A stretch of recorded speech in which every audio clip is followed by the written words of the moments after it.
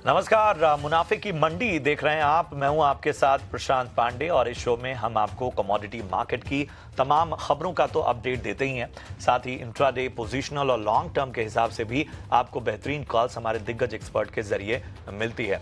इसके अलावा आपको हाजिर बाजार की खबरों के साथ देश भर की मंडियों का अपडेट भी इस आधे घंटे के पावर पैक्ड शो में जानने को मिलता है। आपको बता दें कि gold, silver, base metals, crude, natural gas, agri commodities, इन सभी का सार जो है वो एक शो में कहीं आपको जानने को मिलेगा, तो वो है मुनाफे की मंडी। चलिए, इससे पहले कि हम आगे बढ़ें, उससे पहले जरा इस वक्त चेक कर लेते हैं कि किस तरह का इस वक्त मार्केट में मूड और माहौल देखने को मिल रहा है। तो 1,58,000 के पास इस वक्त आप देख रहे हैं गोल्ड को। 1757 रुपए की तेजी और लगभग 1% से ज्यादा मजबूत होता हुआ गोल्ड इस वक्त। सिल्वर की अगर हम बात करें तो यहां पर सिल्वर में भी अच्छी तेजी, अच्छी रिकवरी लौटी है। कल जिस तरह से हम देख रहे थे कि किस तरह से 3,09,000 तक के लेवल तक गया था सिल्वर, वहां से अब देखिए लगभग 6233 रुपए की तेजी, लगभग 2% का उछाल, 3,33,522 के स्तर पे इस वक्त नजर आ रहा है सिल्वर। एक वक्त पे 3,39,000 तक का भी लेवल गया था। फिलहाल 3,33,522 के स्तर पे सिल्वर नजर आता हुआ। अगर हम बात करें आज गोल्ड की, तो आप देखिए सोने में जो है वो कॉमेक्स में अगर भाव देखें तो $4950 के पास इस वक्त नजर आ रहा है। सिल्वर की बात करें तो यहां पर कॉमेक्स के भाव को अगर देखें तो यहां पर लगभग 2.5% की अच्छी तेजी देखने को मिल रही है। $99 के नजदीक इस वक्त कॉमेक्स पर नजर आता हुआ सिल्वर। जियोपॉलिटिकल रिस्क जो है वो थोड़ा सा कम हुआ, लेकिन उसका एक करेक्शन हमने देखा कि किस तरह से ट्रंप ने दावोस में जो बातें कही, उसके बाद एक प्रेशर जरूर हमें देखने को मिला। लेकिन आज जो रिकवरी है वो फिर से जिस तरह की एक अस्थिरता बनी हुई है उसमें खरीदारी लौटी, और करेक्शन जब अच्छा करेक्शन आता है तो भी खरीदारी के मौके लोग ढूंढ ही रहे थे। गोल्ड और सिल्वर में एक मौका मिला तो वो बाइंग भी लौटी है और उसकी वजह से भी एक तरह का माहौल इस वक्त नजर आता हुआ। चलिए, सबसे पहले गोल्ड और सिल्वर से ही शुरुआत करेंगे और हमारे साथ आर मनी से assistant director chief research officer Tarun Satsangi साहब जुड़ चुके हैं। तरुण जी, बहुत बहुत स्वागत है आपका। और हमारे साथ मेरे एसेट शेयर खान के रिसर्च एनालिस्ट अनुज चौधरी साहब भी चर्चा में शामिल हो रहे हैं। अनुज जी, आपका भी बहुत बहुत स्वागत था। तो सबसे पहले तरुण जी, मैं आपके साथ शुरुआत करूंगा। एक आम कंज्यूमर के मन में, दर्शक के मन में तो यही आ रहा था कि भाई कोई एक गिरावट आए बढ़िया वाली और मौका बने। तो ठीक है, जियोपॉलिटिकल जो फैक्टर्स हैं उनको तो नहीं भूलना होगा, लेकिन कंज्यूमर सेंटिमेंट को भी हम नजरअंदाज नहीं कर सकते। तो कल से और आज में जो बदला है, जरा बताइए कि इस बदलाव के फैक्टर्स आप फिलहाल के लिए क्या देख रहे हैं। I think, hi, good morning. कल से लेकर आज तक मेरा मानना है कि कुछ भी नहीं बदला। मार्केट में मेयर स्लाइटली प्रॉफिट बुकिंग आया था।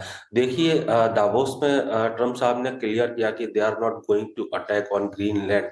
डिस्पाइट दैट मार्केट में बस 2-3 घंटे का गिरावट आया and we saw very strong rebound and market hit again new record high last night and अभी भी रिकॉर्ड हाई के आसपास ही चल रहे हैं।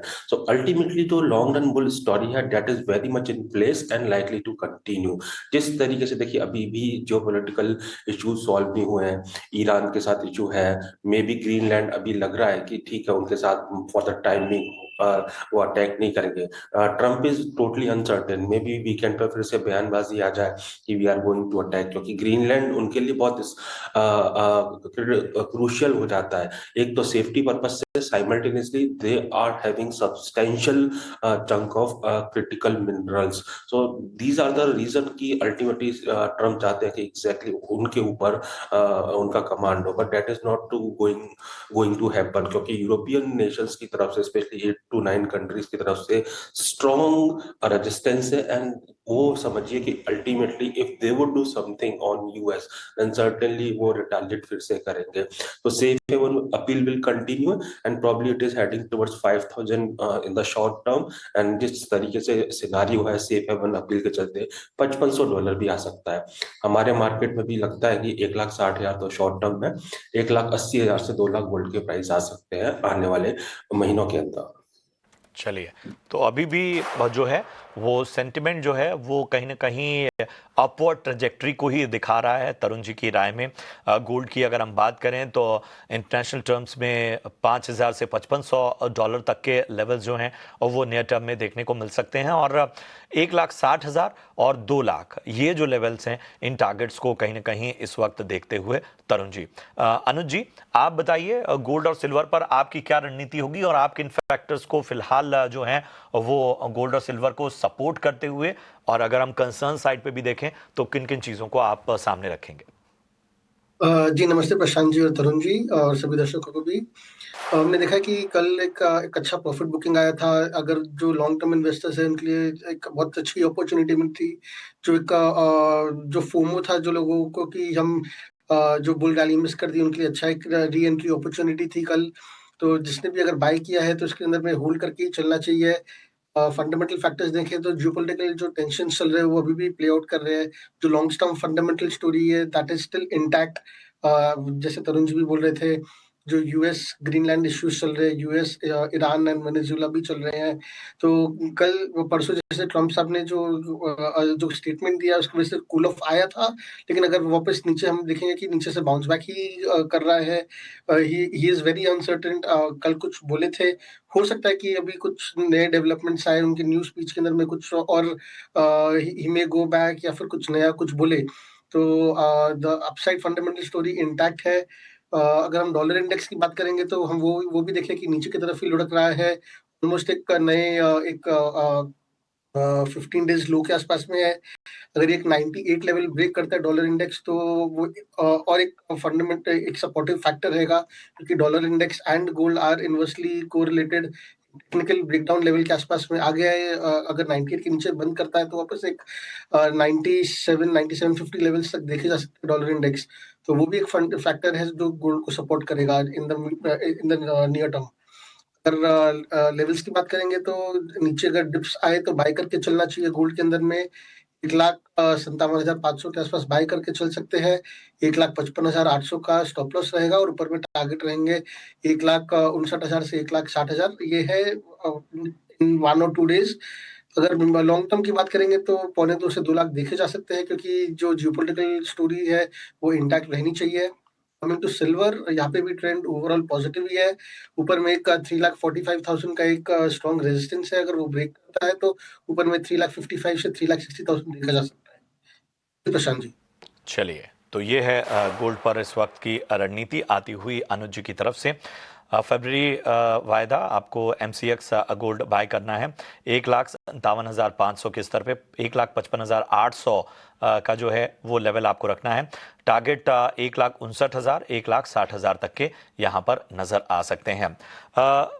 इसके साथ ही तरुण जी, मैं आपके पास आना चाहूंगा और जिस विषय पर मैं चर्चा करना चाहता हूं वो ETF क्रैश को लेकर है। मतलब ठीक है, सोने चांदी में एक गिरावट, एक करेक्शन तो साफ तौर पर हमने देखी, लेकिन ये ETF जो क्रैश हुआ इसने बहुत बड़ी चिंता बढ़ा दी। और मतलब जो लगातार एक मल्टी बैगर रैली ETF में देखने को मिल रही थी और एक जो इन्वेस्टमेंट ट्रेंड भी नजर आ रहा था। हालांकि पिछले दिनों हमने देखा कि एक तरह का जो एग्जिट था वो एक कमोडिटी में देखने को मिला, दूसरे में कहीं ना कहीं निवेशकों का रुझान जरूर था। लेकिन कल जो हुआ है ETF में, ये दरअसल था क्या? सी सर्टेनली जिस तरीके से सिल्वर ने कल गिरावट दिया, कहीं ना कहीं मे बी जो ETF के इन्वेस्टर्स थे, टिपिकली वो स्मॉल इन्वेस्टर होते हैं, they might be of the idea that may be हो सकता है कि मार्केट के अंदर टॉप बन गया हो। सो उन्होंने काफी अग्रेसिवली एग्जिट किया जिसकी वजह से गिरावट देखा। एंड अल्टीमेटली देखिए, डिविएशन कैन हैपन 1 और 2 डेज। अल्टीमेटली जो मेन रेफरल जो कमोडिटी है उसके हिसाब से ही प्राइस मूव करेंगे। एंड हम आने वाले 1-2 दिन में देखेंगे अगेन ETF के price will catch up the rally and will mirror the MCX spot market and the US market. तो कहीं ना कहीं जो स्मॉल इन्वेस्टर थे वो घबरा कर एग्जिट किए, that has resulted into sharp sell off in the ETF, but things will improve. बिल्कुल। चलिए, इन सब के बीच में मैं परिचय करा दूं, हमारे साथ एक और खास एक्सपर्ट जुड़ चुके हैं एमिरेट्स इन्वेस्टमेंट बैंक से, धर्मेश भाटिया साहब। धर्मेश जी, बहुत बहुत स्वागत आपका। जियोपॉलिटिकल थोड़े ईज आउट हो रहे हैं, लेकिन गोल्ड और सिल्वर में जो इस वक्त की रैली है, फर्स्ट रिमार्क सर, आप कैसे देख रहे हैं ग्लोबल ट्रेंड्स या जो डोमेस्टिक का ट्रिगर्स हैं वो किस तरह से प्ले आउट हो रहे हैं? देखिए, टेक्निकली तो मार्केट अभी भी काफी फर्म है और मैं दोनों पैनल से काफी सहमत हूँ। मुझे लगता है कि अगर ये जो गिरावट आ रही है ये एक हेल्दी करेक्शन है, इसमें मंदी ना करे। इनफैक्ट हर गिरावट पे आप यहाँ पे निवेश करके चले। जो तेजी साल भर के आनी थी वो एक महीने में आ गई। 10% की रैली आपको दोनों काउंटर में देखने मिली है। तो कहीं ना कहीं इसे मार्केट में थोड़ा सा एक हॉल्ट या ब्रीदर लेना पड़ेगा। प्लस आज शुक्रवार है, तो यूजुअली क्या होता है कि सोमवार से गुरुवार तक रैली होती है और शुक्रवार के बहरहाल मार्केट में थोड़ी सी मुनाफा वसूली देखने मिलती है और यही हुआ कि मार्केट में थोड़ी सी एक मुनाफा वसूली आई है। बट अगर आप लॉन्ग टर्म लॉन्ग पिक्चर देखें तो फंडामेंटली अभी भी मार्केट काफी बुलिश है। मुझे लगता है कि 5,000 के स्तर सोने में डॉलर की तरफ बात करें तो, और चांदी की बात करें तो $100 की जो टारगेट ईयर एंड टारगेट है वो मैं अभी भी इंटैक्ट रखता हूँ। बट मुझे लगता है कि रुपया यहाँ पे काफी कमजोर हो सकता है। रुपया 93 के लेवल्स की तरफ बढ़ रहा है और अगर ये डेप्रिशिएट ज्यादा हुई तो डोमेस्टिक मार्केट में अगर आपको ज्यादा गिरावट देखने नहीं मिलेगी, मार्केट इनफैक्ट ज्यादा पिकअप कर सकता है। तो fundamentally technically market overall as a basket safe है। मुझे लगता है कि सोना और चांदी में अभी भी अपने पोर्टफोलियो के 5% आप यहाँ पे निवेश करके अपनी पोजीशन बना के चल सकते हैं। ने रुपीस का जिक्र किया, तो मतलब ठीक है, बहुत सारे फैक्टर्स हम समझ पा रहे हैं, लेकिन ये जो लगातार डेप्रिसिएशन नजर आ रहा है, मतलब ये कहाँ जाता हुआ आपको दिख रहा है?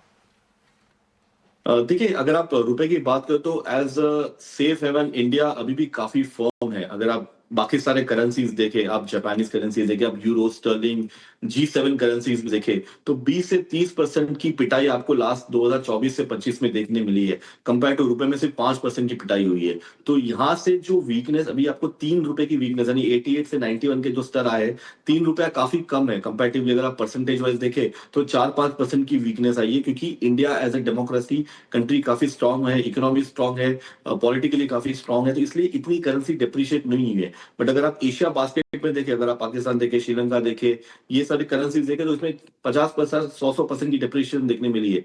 तो अगर इंडिया को एक्सपोर्ट और इंपोर्ट के जो जो रेस है उसमें अगर टिका रहना है तो रुपए को डिप्रिशिएट करना ही पड़ेगा। नहीं तो क्या होगा कि बाकी सारे कंट्रीज इंडिया से इंपोर्ट करना बंद कर देंगे, नेबरिंग कंट्री से लेना चालू कर देंगे, क्योंकि वहां पे सस्ता पड़ेगा उनको। तो ये एक आरबीआई को कंसर्न है और इसलिए वो रुपी को डेप्रिशिएट होने दे रही है। और मुझे लगता है कि ये डेप्रिसिएशन काफी रह सकता है, जारी रह सकता है। 93, 94 तक के लेवल्स भी आपको देखने मिल सकते हैं। इसमें आश्चर्य की बात नहीं है, क्योंकि मुझे लगता है कि अगर इंडिया को स्टेबल होना है तो रुपया को डेप्रिशिएट करना ही होगा।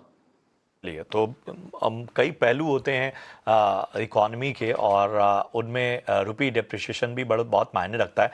हालांकि अभी वाली जो परिस्थितियां हैं वो किस लिहाज से अलग हैं, वो धर्मेश जी ने आपको बहुत ही आसान और बेहतर विश्लेषण के जरिए समझाया। मुझे यहाँ पर एक छोटे से ब्रेक के रुकना होगा। ब्रेक के उस पार भी इस चर्चा को जारी रखेंगे, बेस मेटल्स पर भी चर्चा करेंगे, क्रूड नेचुरल गैस पर भी हम अपनी पूरे विश्लेषण को सामने रखेंगे। बने रहिए हमारे साथ।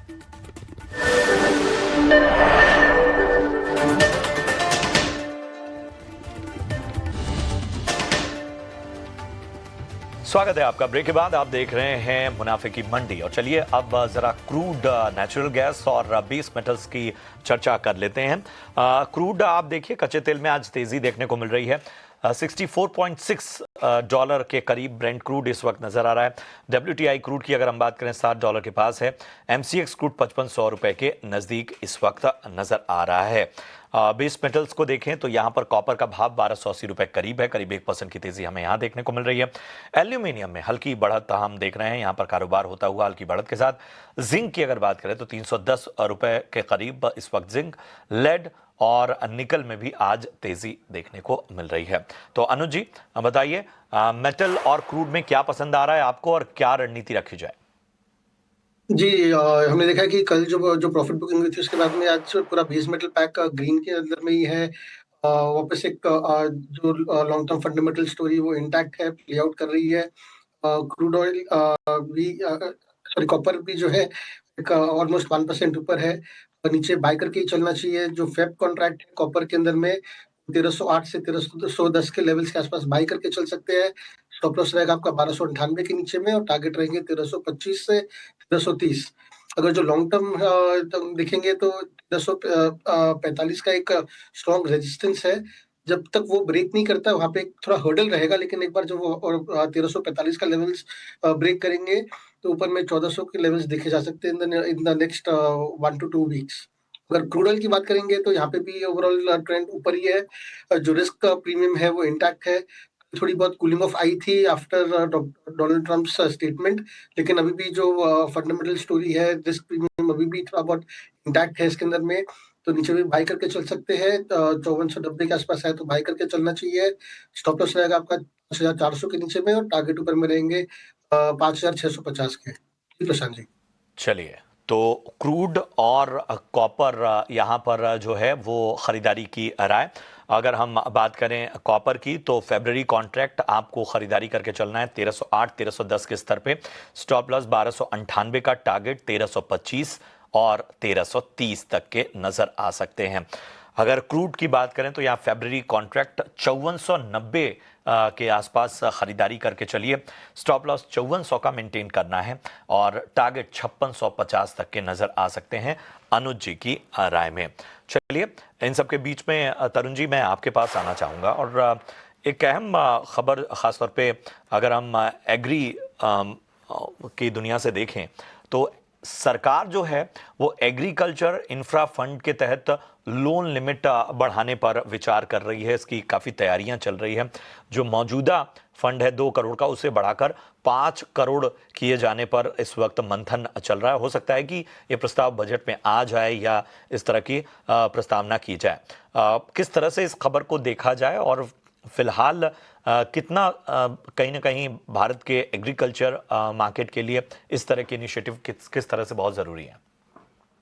I think well welcomed actually initiative है, because agri ecosystem को काफी रॉबस्ट करने की जरूरत है। अभी भी काफी कमोडिटीज के लिए हम नेट इम्पोर्टर्स है, and government is keep trying not only by increasing production, simultaneously providing farmers and the ecosystem to the cheaper loan and other facilities. तो अच्छा इनिशिएटिव है, और इसके चलते मुझे ऐसा लगता है कि जो एग्री के अंदर, और we should not be forgetting we are the largest हमारी जो पॉपुलेशन है वो largest in the world, so certainly we have to increase our own production to avoid import dependency.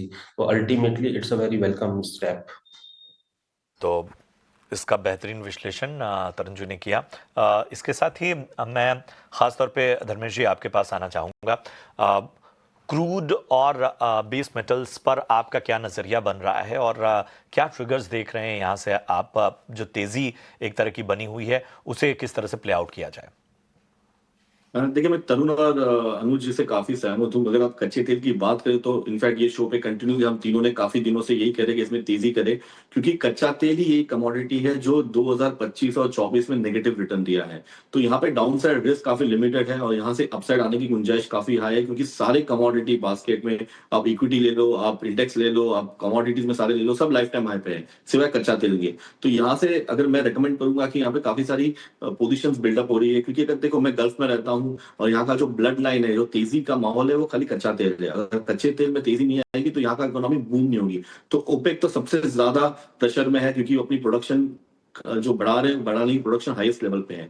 तो अगर इंफ्रास्ट्रक्चर बूम होता है, इंटरेस्ट रेट घटता है, तो कहीं ना कहीं तो यहाँ पे डिमांड बढ़ना ही है। तो ये एक हॉट कमोडिटी 2026 की रहेगी और मैं रेकमेंड करूंगा कि यहाँ पे फिर से निवेश करके चल सकते हैं।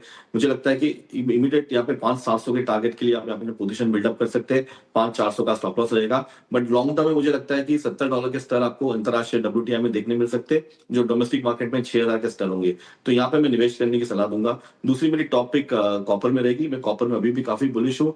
1300 के निचले स्तर का अगर आप देखें तो मार्केट काफी कंटिन्यूसली होल्ड कर रहा है। तो 1295 के स्टॉप लॉस से आप होल्ड करके अपसाइड 1320-1330 के टारगेट के लिए आप लॉन्ग टर्म पोजीशन बिल्डअप कर सकते हैं। ओवरबॉट पोजीशन में है, बट रुपए के कमजोरी के कारण ये तेजी और बढ़ सकती है। तो मैं सलाह दूंगा कि कच्चे तेल और कॉपर दोनों में आप बाइंग की सलाह रहेगी मेरी। पर जो है वो 1295 के स्तर पे जो है अब वो आपको लेना है। 1320-1330 तक के जो है वो लक्ष्य आपको नज़र आ सकते हैं। और अपने आप में आज जो पूरी चर्चा रही है ना, उसमें एक बड़ी अच्छी बात रही है कि एक राय अमूमन कम होता है कि सारे दिग्गज एक्सपर्ट एक राय हों, लेकिन जिस तरह की चर्चा रही है उसमें चाहे gold, silver, base metals, crude, इन सभी पे एक राय हमारे दिग्गज एक्सपर्ट नजर आ रहे हैं। अनुज जी, मैं आपके पास आना चाहूँगा। नेचुरल गैस पर भी ज़रा रणनीति बता दीजिए तो इस चर्चा को थोड़ा सा आखिरी हम समेटने में आसानी होगी। ये नेचुरल गैस में हमने देखा कि जो लास्ट वीक में एक अच्छी जो तेजी आई थी वो एक वेदर जो डेवलपमेंट्स थे यूएस के अंदर में, जो आर्कटिक ब्लास्ट था उसकी वजह से तेजी आई थी। एक ओवरबॉट सिचुएशन के अंदर आ गई थी, तो थोड़ा बहुत एक कूल ऑफ आना चाहिए।